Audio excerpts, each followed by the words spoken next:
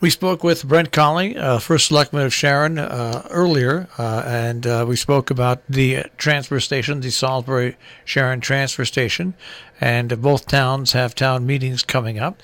And right now we're going to bring in Curtis Rand, the first selectman of Salisbury. Good morning, Curtis. Hi, Marshall. How are you? Good. Another busy week for not only you but the transfer station committee and the Board of Finance. A series of meetings coming up. First, let's talk about what's happening this week in general. Just about that, you mean? Yeah, about the whole process that's going on this week. Yeah. Yeah. Well, we've had. By the way, I've added it up. I think there's at least 50 people who've been working on this for over 20 years. But the recent committees, the Transfer Station Building Committee, recommended to the SSRA that we proceed with the low bidder, which is Burlington, on the project, which, as everyone knows, I think was approximately $1 million over the estimate from 3 years ago from the engineering firm. And so we obviously have to go back to the residents and ask for that overrun. It's been a lengthy process, and we're very much hooked to the U.S. Department of Agriculture, their rural development funding, and they have said that there's no negotiating down with Burlington right now, because there's not enough competition, and their requirements for competition preclude that. So they want us to sign with Burlington and then negotiate down through through change orders. And so that's what we're asking the voters to do, to authorize an extra I think it's $507,000 in Salisbury, and I think it might be some minor amount different in Sharon.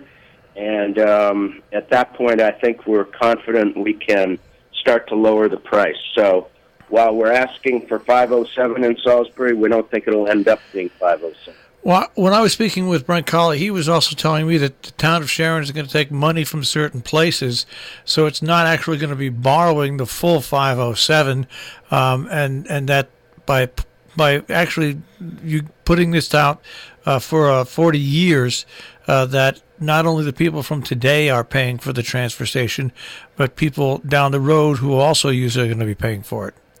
Yeah, I mean, that's an appeal of the USDA that this is a permanent, long-term facility that everyone needs. So why should we all pay for it?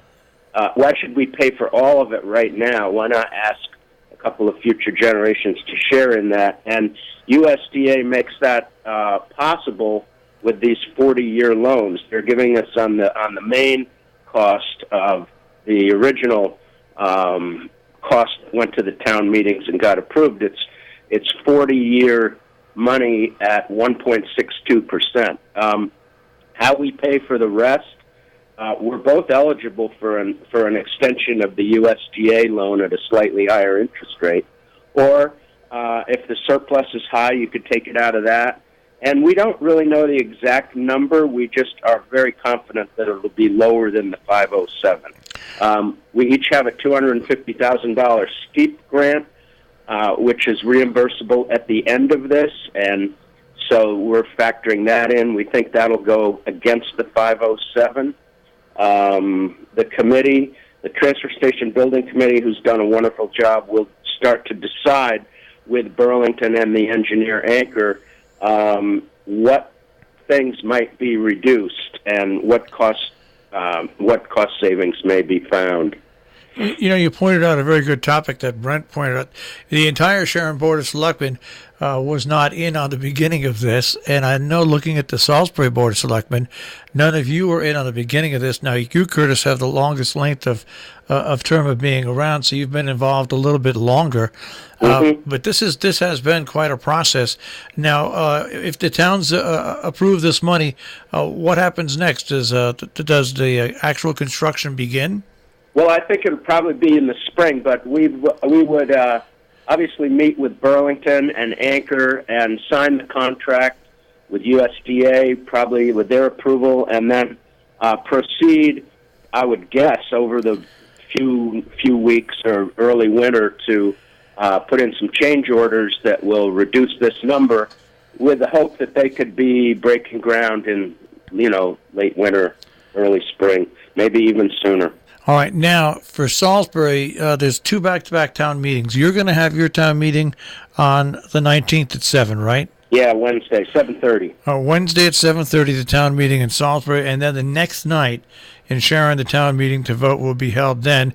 But you also have meetings with the Board of Finance and everything earlier this week, just meetings which is going to send it all to a town meeting, right? Yeah, those are just to recommend. I think Sharon's already done that. That's a requirement of USDA. And we've all discussed this pretty much at length. Well, and we tell people if anybody wants more information on it, we have probably 35, 40 different videos that are up on our site, because we've been filming these videos since the very beginning. It's the Energizer Bunny, this project. And it keeps on giving, that's right. Yeah, it keeps on giving. I would just say we are all so grateful for the hard work that these committees have done. They've traveled to other states. They've met and deliberated and looked at other facilities and interviewed engineers, and it's really remarkable. For years, they've been going around trying to find the best solution for us, and I think we've zeroed in on something that will really be a way that the two towns can work together to control this problem forever. And it's not going to go away, this issue of solid waste. It's difficult and ever changing. So I want to thank them, and also the staff, who's been working in a pretty inadequate environment over there for many years. And I want to thank Hotchkiss, because they have offered this site. It was never intended to be for this long. They're charging us $1 a year. It's an inadequate site. It's surrounded by wetlands, and they've been more than patient about that. So lots of gratitude to go around.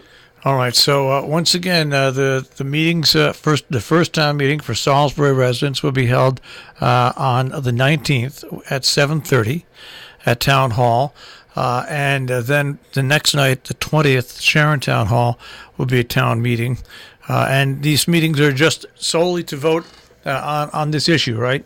Yeah. The agendas are a little bit different. We have a policy of posting advertising for meetings 2 times. Yep. So we posted in the Lakeville Journal twice, and unfortunately, in the intervening Monday, the bond attorney for Sharon and Salisbury interjected some other language. So so Sharon got that right, because they only advertised it once. So we have to clean up a little bit at some long future meeting. But the basic premise is we're asking the voters to increase the amount requested, by 507. All right. Well, Curtis, once again, thanks for. I know you're on your way to another meeting this morning. Thanks for taking a few minutes to explain this, and once again, we hope as many townspeople turn out as possible, because this is a vote, and it's a vote that everybody who is a voter and a resident of the towns should get involved in, because it involves the next 40 years of getting rid of solid waste. Yeah, and I think it would be great, Marshall. Sometime we'd love to come on and really talk about the whole waste stream and how it gets managed at the state. It's a pretty interesting story. All right, Curtis. And we've got a seat at that table. All right. Curtis, thank you very much. Thanks, Marshall, and appreciate it. We'll talk soon. All right, take care. Okay, bye-bye. Curtis Rand, first selectman of Salisbury this morning. Of course, we spoke to Brent Colley on Friday from Sharon.